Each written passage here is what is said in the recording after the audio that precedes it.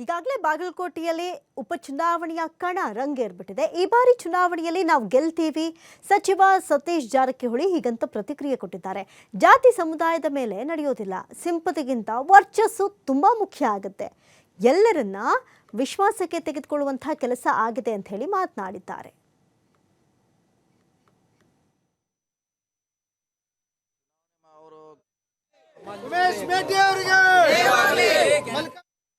ನಮ್ಮ ಜೊತೆ ಇದೀಗ ಸಚಿವರಾಗಿರುವಂತಹ ಸತೀಶ್ ಜಾರಕಿಹೊಳಿ ಅವರಿದ್ದಾರೆ.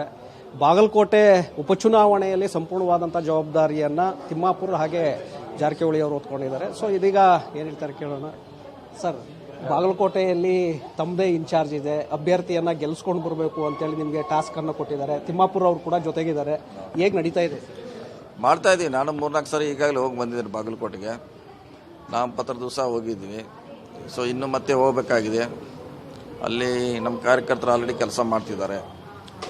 ತಿಮ್ಮಾಪುರ ಅವರು, ನಂಜೇನಮಠ ಅವರು, MB ಪಾಟೀಲು, ಆಮೇಲೆ ಶಿವಾನಂದ ಪಾಟೀಲ್ ಅವರು, ನಾವೆಲ್ಲ ಜೊತೆಗೂಡಿ ಕೆಲಸ ಮಾಡ್ತೀವಿ ಅಲ್ಲಿ. ಸರ್, ಹಿಂದೆ ಶಿಗ್ಗಾಮಿ ಚುನಾವಣೆ ಸಂದರ್ಭದಲ್ಲೂ ಕೂಡ ತಮಗೆ ಟಾಸ್ಕನ್ನು ಕೊಟ್ಟಿದ್ರು. ಆಗ ಅಭ್ಯರ್ಥಿಯನ್ನು ಗೆಲ್ಸ್ಕೊಂಡು ಬಂದಿದ್ವಿ. ಈಗ ಬಾಗಲಕೋಟೆನಲ್ಲಿ ಏನೆಲ್ಲ ತಂತ್ರಗಾರಿಕೆಯನ್ನು ಶುರು ಮಾಡಿದ್ವಿ? ತಂತ್ರಗಾರಿಕೆ ಏನಿರೋಲ್ಲ. ಕ್ಯಾಂಡಿಡೇಟ್ ಪಾಪ್ಯುಲರ್ ಇರಬೇಕು. ಅವನ ಆಯ್ಕೆ ಆದರೆ ನಮ್ಗೆ ಎಷ್ಟು ಸುಲಭ ಕೈಗೆ ಸಿಗ್ತಾರೆ, ಇವನು ಕೆಲಸ ಮಾಡ್ತಾನ, ಇವನ ಕಡೆ ನಾವು ಕೇಳಬಹುದಾ, ಹಿಂದೆ ಅವ್ರು ತಂದೆ ಮಾಡಿರುವಂಥ ಕೆಲಸ, ಗ್ಯಾರಂಟಿ, ಕಾಂಗ್ರೆಸ್ ಮಾಡಿರುವಂಥ ಕೆಲಸ, ಇವನ್ನೆಲ್ಲ ನೋಡಿ ಜನ ಓಟ್ ಹಾಕ್ತಾರೆ. ಇವೆಲ್ಲ ಬಾರಿ ಟಫ್ ಆಗಿದೆಯಾ ಅಂತ ಸರ್? ಯಾವುದೇ ಎಲೆಕ್ಷನ್ ನೀವು ಟಫ್ ಇದ್ದೇ ಇರ್ತದೆ, ಯಾವುದು ಸುಲಭ ಆಗಿರಲ್ಲ. ನೀವು ಬರೀ ಒಂದು ದಿವಸಲ್ಲೇ ನೀವು ಕ್ಯಾನ್ವಾಸ್ ಮಾಡದೆ ಹೋದರೆ ಸೋಲುವಂಥ ಪರಿಸ್ಥಿತಿ ಇರ್ತಾವೆ. ಸೊ ಚುನಾವಣೆ ಟಫ್ ಇದ್ದೇ ಇರ್ತದೆ. ಯಾರು ಸುಲಭವಾಗಿ ಅಂತ ಊಹಿಸ್ಲಿಕ್ಕೆ ಆಗೋಲ್ಲ. ಟಫ್ ಇದ್ದೇ ಇರ್ತದೆ. ನಾವು ಟಫ್ ಆಗೇ ಮಾಡಬೇಕು ಚುನಾವಣೆ. ಸರ್, ಈ ದಾವಣಗೆರೆ ಗೊಂದಲಗಳು ಸಾಕಷ್ಟು ಇತ್ತು. ನೀವು ಹೆಚ್ಚು ಬಾಗಲಕೋಟೆಗೆ ಗಮನ ಕೊಟ್ಟಿದ್ರಿ. ಸೊ ಈ ಬಂಡ ಈಗ ಅವರು ರಿಟೈರ್ಡ್ ಆಗಿರ್ಬೋದು, ಆದರೆ ಡೈವರ್ಟ್ ಆಗುತ್ತೆ ಮತಗಳು ಅಂತೇಳಿ ಈಗ ಚರ್ಚೆ. ಆ ಥ್ರೆಟ್ ಇದ್ದೇ ಇದೆ, ಇಲ್ಲ ಅಂತ ಹೇಳಕ್ಕಾಗಲ್ಲ. ಅಲ್ಲಿರುವಂಥ SS ಮಲ್ಲಿಕಾರ್ಜುನು ಅವ್ರು ಸಮರ್ಥರಿದ್ದಾರೆ. ಯಾಕಂದ್ರೆ ಅವ್ರಿಗೆ ಅಲ್ಪಸಂಖ್ಯಾತರು ಗೊತ್ತು, SC STಗಳಿಗೆ ಗೊತ್ತು, ಅವ್ರ ಸಮುದಾಯ ಗೊತ್ತು.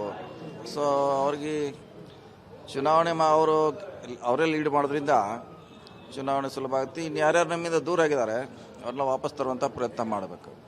ಸಾದಿಕ್ ಪೈಲ್ವಾನ್ ಅವರನ್ನ ಮನವೊಲಿಸುವಲ್ಲಿ ಜಮೀರ್ ಅವರು ಕೇರಳಕ್ಕೆ ಹೋಗ್ತಾರೆ, ನೀವು ಅವರನ್ನ ಮನವೊಲಿಸಿ ಅಂತೇಳಿ ಮುಖ್ಯಮಂತ್ರಿಗಳಿಗೆ ಹೇಳಿದಾಗ ಎಲ್ಲ ಒಂದು ಕಡೆ ಜಮೀರ್ ಅವರು ಪರೋಕ್ಷವಾಗಿ ಏನಾದರೂ ಅಲ್ಲಿ ಪ್ರಭಾವ ಬೀರ್ತಾರ ಅಂತ, ಅದು ಎಫೆಕ್ಟ್ ಏನಾದರೂ ಎಲೆಕ್ಷನ್ ಮೇಲೆ ಆಗುತ್ತಾ? ಆ ರೀತಿ ಏನಿಲ್ಲ.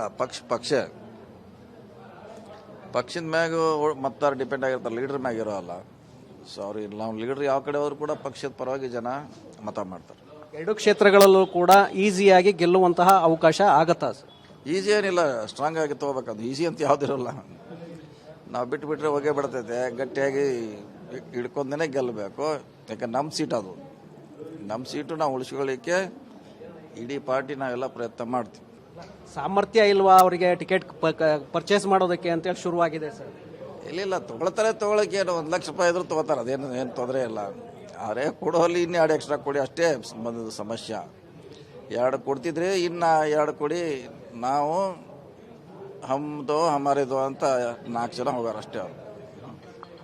ಇದಿಷ್ಟು ಸಚಿವ ಸತೀಶ್ ಜಾರಕಿಹೊಳಿ ಅವರ ಅಭಿಪ್ರಾಯ. ಕ್ಯಾಮ್ರಾ ಪರ್ಸನ್ ವಿಜಯ್ ಜೊತೆ ಶಿವಕುಮಾರ್ ಜೋಹಳ್ಳಿ, TV5 ಬೆಂಗಳೂರು.